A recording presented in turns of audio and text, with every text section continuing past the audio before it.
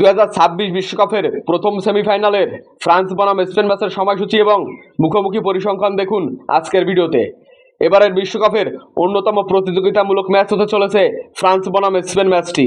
টুর্নামেন্টের অন্যতম hot favourite এই দুই দল এখন পর্যন্ত মোট 38 বার মুখোমুখি হয়েছে।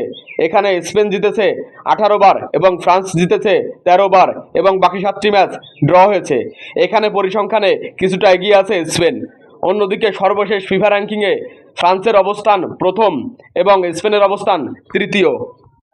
বর্তমান শক্তির দিক বিবেচনায় দুই দলই সমান অবস্থানে রয়েছে। এই ম্যাচে দুই দলই জেতার যোগ্য দাবিদার হিসেবে মাঠে নামবে।